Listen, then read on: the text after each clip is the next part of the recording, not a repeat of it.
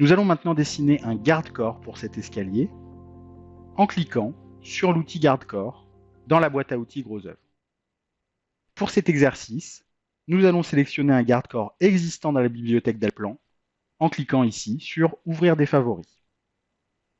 Plusieurs garde-corps sont disponibles ici. Nous allons sélectionner le garde-corps à cordes. J'appuie sur OK. Il s'agit maintenant de dessiner ce garde-corps dans la vue d'animation. Pour ce faire, je descends le curseur en bas de cette fenêtre d'animation pour désactiver ici le mode de déplacement orbital et passer en mode de dessin.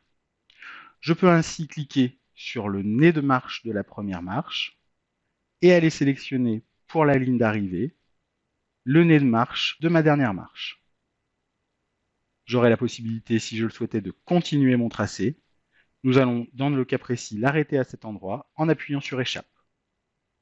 J'appuie à nouveau sur Échappe et les éléments constitutifs de ce garde-corps pourront être modifiés au besoin en re-rentrant dans ses propriétés. Nous pourrions par exemple souhaiter faire disparaître la plainte.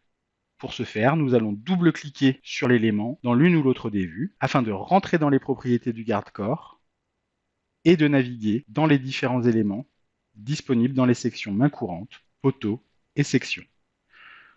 Dans la section main courante, nous avons la possibilité de sélectionner la plainte et avec la croix située en haut de l'interface, nous pouvons la supprimer. J'appuie sur OK pour valider et je n'oublie pas d'appliquer cette modification à l'élément. La plainte a disparu. Nous pourrions maintenant souhaiter positionner plusieurs montants sur cet élément. Pour ce faire, je peux double-cliquer dessus et dans la zone 1, puisque nous n'avons saisi qu'une zone, nous avons la possibilité ici d'augmenter le nombre de subdivisions de cet élément. Si je rajoute 2 subdivisions pour passer le nombre de subdivisions à 3, 2 poteaux viendront s'insérer dans la travée complète. J'applique et 2 poteaux s'ajoutent à mon modèle de garde-corps. Nous allons reprendre ce nouveau garde-corps modifié en cliquant droit dessus, puis en cliquant sur Reprendre. En plan, nous allons pouvoir positionner un garde-corps partant sur la fin du premier garde-corps et venir arrêter ma première division de garde-corps à la fin de ma dalle de terrasse. Je clique. Si je souhaite que cette première zone du garde-corps soit divisible indépendamment des autres zones, j'ai la possibilité ici de clore la première zone. Je clique et un nouveau tracé de zone peut débuter. Je clique à nouveau et clôt cette deuxième zone. Enfin, je vais arrêter mon garde-corps sur le mur périphérique du bâtiment. J'appuie sur Échappe pour terminer mon tracé. Par défaut, lorsque nous dessinons notre garde-corps en plan, il se positionne à l'altitude 0 du logiciel. Nous pouvons donc modifier cette altitude en venant le sélectionner en élévation et en sélectionnant l'outil Déplacer.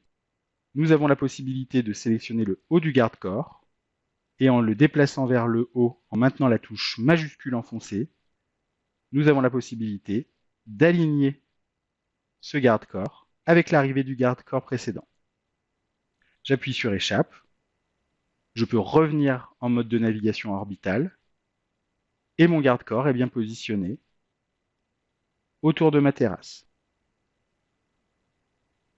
Nous pouvons rediviser les sections indépendamment les unes des autres. Je peux pour ce faire double-cliquer sur le garde-corps en plan, sélectionner la zone 3 à cet endroit et à cet endroit, et renseigner ici un nombre de subdivisions égal à 1. J'applique, et les poteaux intermédiaires disparaissent. Je peux faire de même pour la subdivision 1. Je double-clique sur le garde-corps positionné, je sélectionne la zone 1 et renseigne un nombre de subdivisions égal à 2. J'applique, et ma zone est maintenant composée de 2 divisions. Nous pouvons réactiver le layer couverture.